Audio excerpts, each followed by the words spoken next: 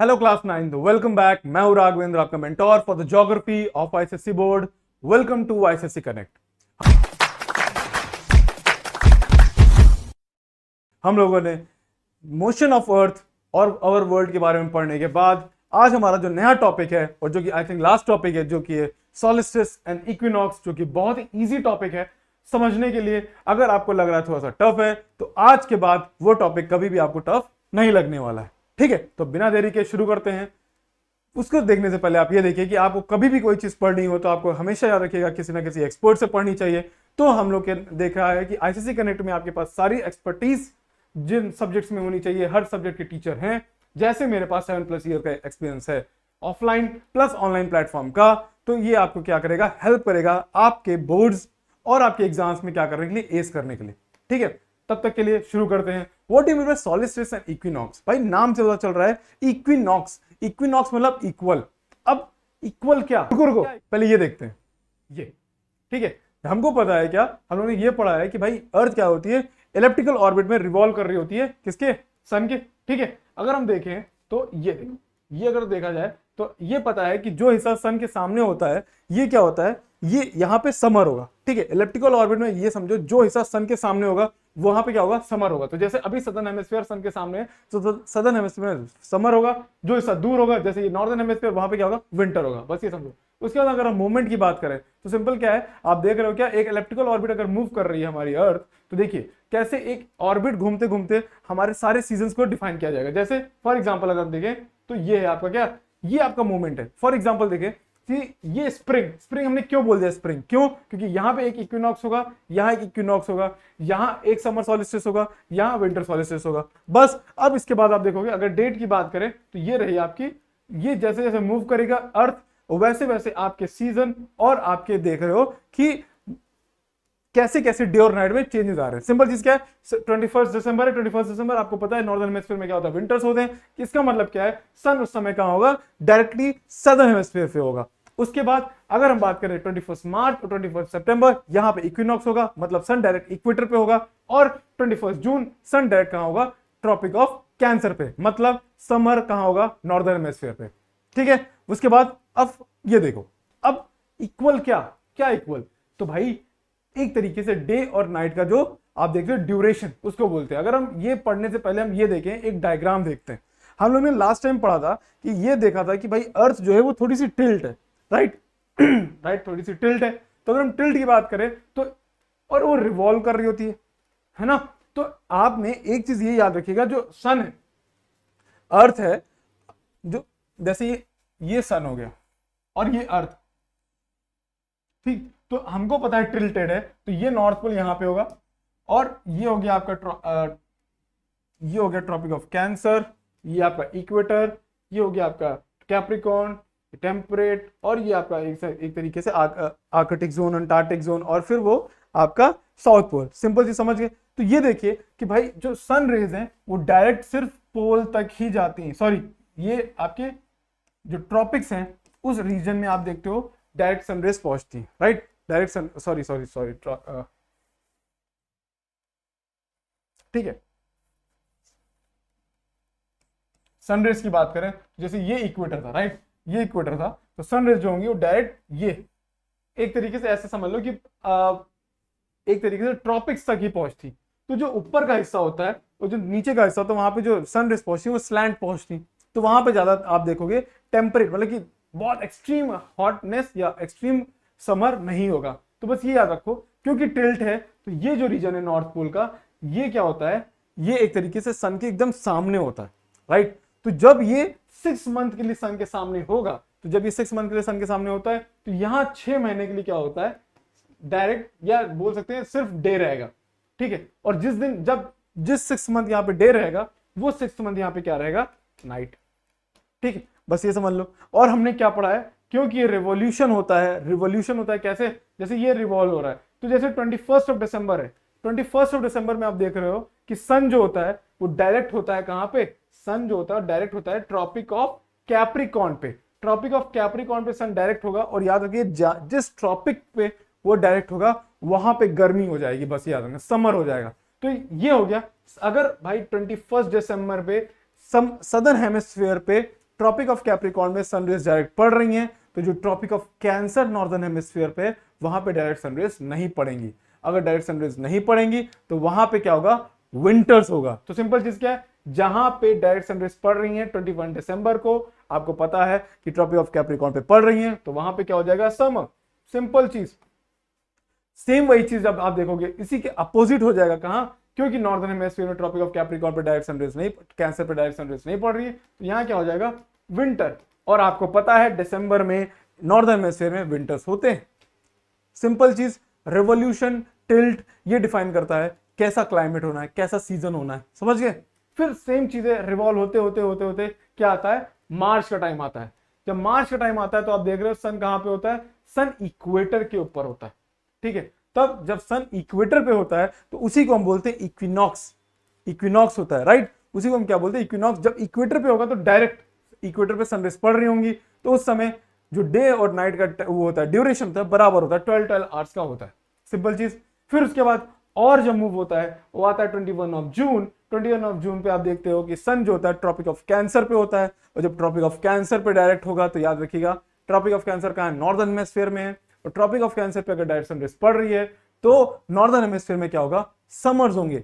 और just opposite क्या होगा, आपको पता है सदर्न हेमिस्फीयर में क्या होगा, विंटर्स होंगे। इसीलिए जब जून में हम लोग को गर्मी लगती है, उसी समय सदर्न हेमिस्फीयर में क्या होता है, विंटर्स हो रहा होता है। तो ये क्या है, रिवोल्यूशन और रोटेशन का असर है किसके ऊपर, अर्थ के ऊपर, ठीक। फिर उसके बाद क्या होता है, 23 सितंबर आते आते सन रेज वापस से इक्वेटर तक आ जाती हैं। एक तरीके से आप ये समझो कि देखो, जैसे अगर मान ले इसको सन अगर ऐसा देखा जाए, सन है ये, ठीक, अरे तो दिख ही नहीं रहा, ठीक है। जैसे मान लीजिए ये है आपका सन, ठीक है, तो दिख रहा होगा, सन हो गया फॉर एग्जांपल। और जो आपकी अर्थ है, अर्थ जो है वो जो टिल्ट हो रही है, ठीक है, एक बार टिल्ट होगी तो नॉर्दर्न हेमिस्फीयर, सदर्न हेमिस्फीयर इसके सामने होगा, ठीक है। फिर जब घूम के आएगी, अगर हम घूम के बाद इधर जाएं, पीछे की साइड जाएं, तो घूमने के बाद जब एक रेवोल्यूशन हो जाएगा या आधा रेवोल्यूशन हो रहा होगा, तो क्या होगा, जैसे मान लीजिए अभी यहां पे थी तो नॉर्दर्न हेमिस्फीयर सामने था, बट उसी के बाद जब घूम के इस तरफ आई, जिसको हम बोलते 22 दिसंबर, अब क्या हो गया, नॉर्दर्न हेमिस्फीयर हो गया दूर और सदर्न हेमिस्फीयर हो गया सन की तरफ। तो यानी कि अब सन की तरफ हो गया तो ये ट्रॉपिक ऑफ कैप्रिकॉर्न है, तो यहां पे हो जाएगा आपका समर, और ये दूर है ट्रॉपिक ऑफ कैंसर, यहां पे हो जाएगा आपका विंटर।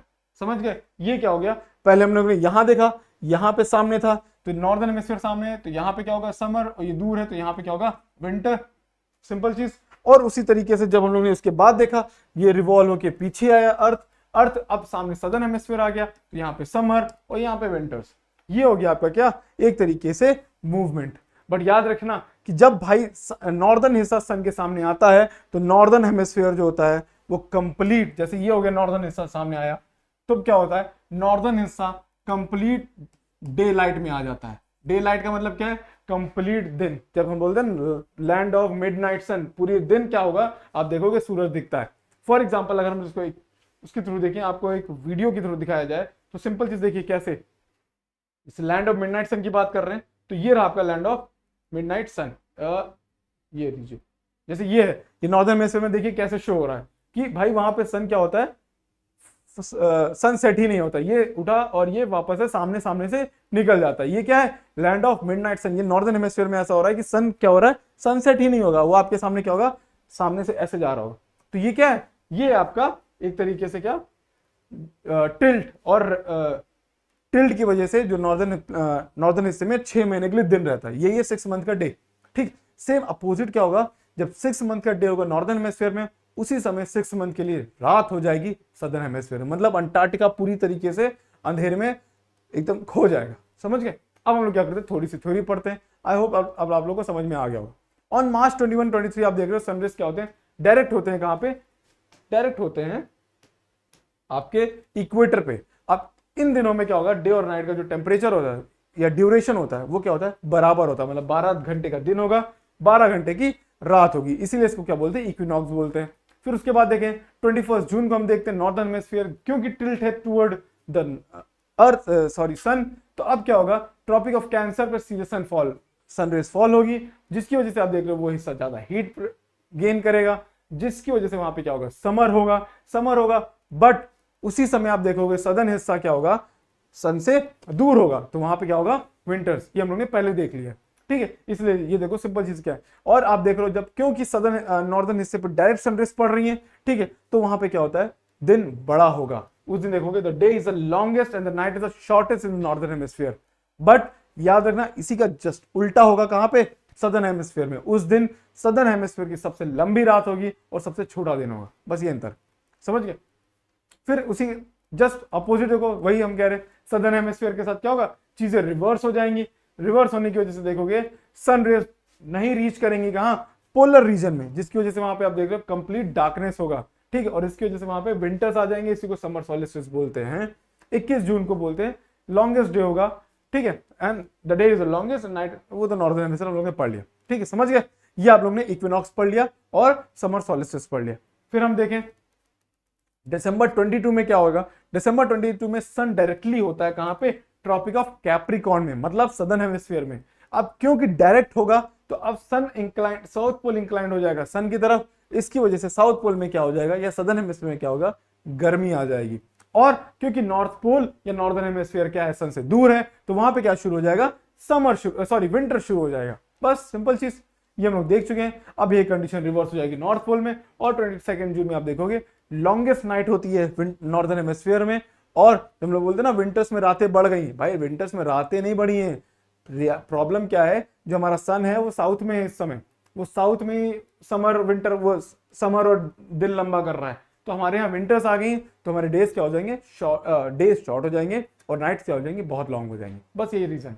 ऑन सितंबर 23 आपको पता है सन वापस से क्या होगा, इक्वेटर पे आ जाएगा, फिर इक्विनॉक्स होगा, इक्वल डे इक्वल लाइट, 12 घंटे का दिन 12 घंटे की नाइट, ये होगा आपका इक्विनॉक्स। तो ये आ गया आपका समर सॉलिस्टिस, विंटर सॉलिस्टिस, इसी को हम लोग क्या बोलते हैं, विंटर सॉलिस्टिस बोलते हैं या ऑटोमनल इक्विनॉक्स बोलते हैं, ठीक है। चल ऑन मार्च 21 आप देख रहे हो कि नॉर्दर्न हेमिस्फीयर पे आप देख रहे हो नॉर्दर्न स्प्रिंग होता है, ठीक है, इसी को हम लोग क्या बोलते हैं, वेर्नल इक्विनॉक्स। हम लोग ने क्या पढ़ा है कि, हाँ ओके ठीक हो गया, समझ गए।